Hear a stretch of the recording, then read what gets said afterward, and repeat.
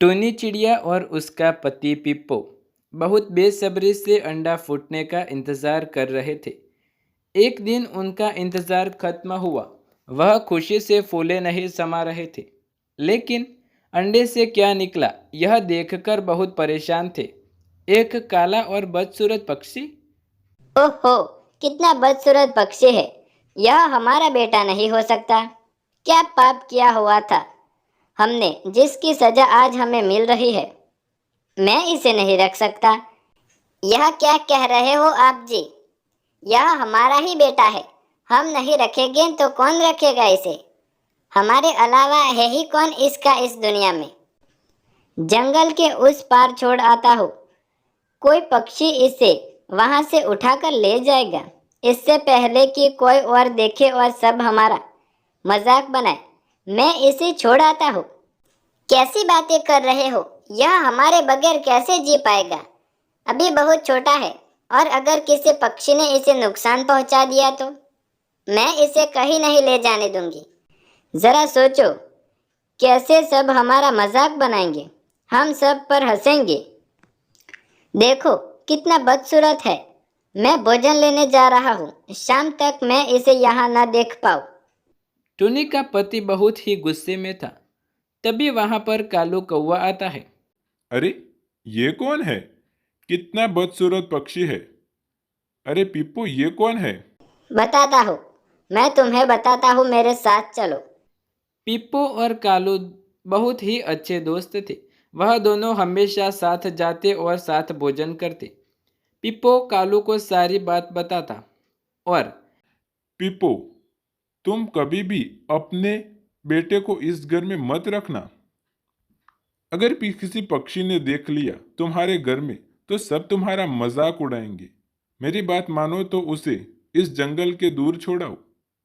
उसे वहां से कोई पक्षी ले जाएगा। वैसे कालू, तुम्हारी बात ठीक है। आज शाम को ही छोड़ आऊंगा। आ गए तुम? अच्छा, तुम जग्गू का ध्यान रखो। मैं पड़ोस में होकर तोते बाई के यहाँ से आती हूँ। मुझे थोड़ा काम है उनसे। अच्छा मौका है। टूनी के आने से पहले ही मैं इसे छोड़ आता हूँ। टुनी के जाने के बाद पिप्पो जग्गू को जंगल के दूसरे पर छोड़ आता है। पापा, हम कहाँ आए हैं? यह कौन सी जगह है? आप मुझे छोड़कर क्यों जा रहे हैं? मुझे डर लग रहा है। मैं यहाँ पर अकेला कैसे रहूँगा? तुम्हें अब यही रहना होगा। मैं इतने बदसूरत पक्षी को मेरे घर में बिल्कुल भी नहीं रख सकता। सारे पक्षी मेरा मजाक उड़ाएंगे। जग्गू कहाँ है? कहाँ छोड़कर आए हो तुम उसे? जहाँ उसे होना चाहिए था वही छोड़कर आया हो। शोर मत मचाओ। मैंने कहा था ना कि वो इधर नहीं रह सकता। कितने जालिम हो तुम। तुम उसे वहां अकेला छोड़कर आए हो। अगर किसी पक्षी ने उसे नुकसान पहुंचा दिया तो? अगर तुम्हें शौक है तो तुम भी चले जाओ यहाँ से। रहना अपने बदसूरत बेटे के साथ, और यहाँ लौटकर कभी मत आना। हाँ हाँ ठीक है। मुझे भी कोई शौक नहीं तुम्हारे साथ रुकने का। मैं जा रही हूँ मेरे जग्गू के पास। अगले दिन पिप्पो कालू कौवे के पास जाता है और उसे सारी बात बताता है। बहुत अच्छा किया पिप्पू। देखा नहीं कैसे सब तुम्हारा मजाक बना रहे थे। अरे टूनी की क्या बात। अब वैसे भी जग्गू उसे मिलने वाला तो है नहीं, और मिलेगा भी तो क्या। और वह ना आई तो तुम दूसरी शादी कर लेना। और ऐसा ही होता है। कुछ दिन बाद जब टूनी वापस नहीं आती तो पिप्पो दूसरी शादी कर लेता है। उधर जब टूनी अपने बेटे जग्गू को जंगल में ढूंढने जाती है तो रास्ते में उसे बल्लू बंदर मिलता है। कहाँ जा रही हो बहन? तुम मुझे परेशान लग रही हो। टूनी ने उसे सारी बात बताई। अच्छा, तो ये बात है। मैं भी तुम्हारे साथ चलूंगा और तुम्हारा बेटा ढूंढने में मदद करूंगा। तुम परेशान मत हो, वह मिल जाएगा। बल्लू बंदर और टूनी मिलकर अपने बेटे जग्गू को ढूंढते थे। जंगल के थोड़े आगे जाने के बाद उन्हें जग्गू मिल जाता है। माँ, तुम कहाँ चली गई थी मुझे छोड़कर? पता है मुझे यहाँ पर कितना डर लग रहा था। पापा पता नहीं मुझे यहाँ पर छोड़कर क्यों चले गए। अब तुम भी मुझे छोड़कर मत जाना। हाँ बेटा, अब मैं तुम्हें छोड़कर कहीं नहीं जाने वाली। हम दोनों माँ बेटा यहीं पर रहेंगे। टुनी वहाँ पर नया घोंसला बना लेती है और अपने बेटे जग्गू के साथ नई जिंदगी की शुरुआत करती है। सारे पक्षी और पशु जग्गू और टुनी का मिलकर बहुत ख्याल रखते। कभी कभार दूसरे जंगल से भी कोई पक्षी उन्हें मिलने आ जाता। आज तोता टुनी और जग्गू को मिलने आया था। कैसे हो तोते भाई? ठीक हो टुनी बहन? लगता है भोजन लेने आए हैं। आज मैं भोजन लेने नहीं आया। आज तो पिप्पो की शादी थी। भोजन तो वहीं से खा लिया।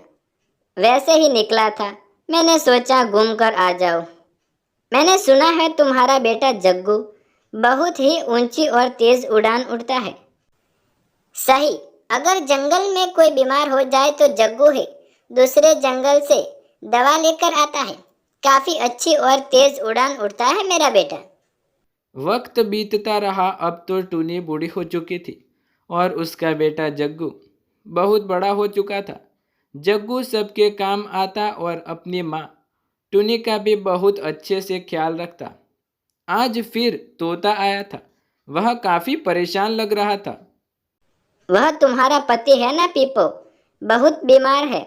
उसकी दूसरी पत्नी उसे छोड़कर चली गई है। बेचारा बहुत बीमार है। कालू कौवे ने बताया कि नदी के उस पार एक जड़ी बूटी है, इसी से उसका इलाज हो पाएगा। तुम जग्गू को कहो ना जल्दी से ला दे। वह तो तुम्हारा ही बेटा है और काफी तेज उड़ान उड़ता है। वैसे भी पिप्पो की तबीयत बहुत खराब है। माफ कीजिए, लेकिन मेरा जग्गू वहां नहीं जा सकता। आपने देखा नहीं पिप्पो ने कैसे मुझे और मेरे बेटे को घर से निकाल दिया था और दूसरी शादी कर ली। कहा था ना उसने कि मेरा जग्गू बदसूरत है और मेरा बेटा उसकी मदद नहीं कर सकता। जग्गू पीछे खड़ा यह सारी बातें सुन रहा था। माँ, तुम इन्हें ना क्यों कह रही हो? किसी की जान बचाना तो अच्छी बात है ना। आप हमेशा से मुझे यही सिखाती आई है। बस अभी आया दवा लेकर। बेटा जैसे तुम्हारी मर्जी। वह दवा लेकर अपने पिता के पास पहुंच जाता है। टुनी भी वही जाती है। टुनी, ये तो वही है ना मेरा बेटा जग्गू? कितना बड़ा हो गया है। ना ना, यह तुम्हारा नहीं सिर्फ मेरा बेटा है। तुम तो इसे जंगल में उस पार छोड़कर आए थे मरने के लिए, सिर्फ और सिर्फ उसकी बदसूरती की वजह से। आज कोई काम आ रहा है तो सिर्फ और सिर्फ मेरा बेटा। वैसे कहाँ गई तुम्हारी दूसरी पत्नी? कहीं नजर नहीं आ रही। मुझे माफ कर दो टुनी, मैंने तुम दोनों के साथ बहुत गलत किया। उसी की सजा मैं आज भुगत रहा हूँ। मुझे बस एक बार माफ कर दो।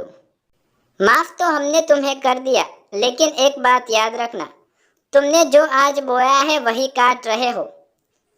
आज मेरा बेटा ही तुम्हारे काम आ रहा है और तुम्हारी नई पत्नी तुम्हें छोड़कर चली गई।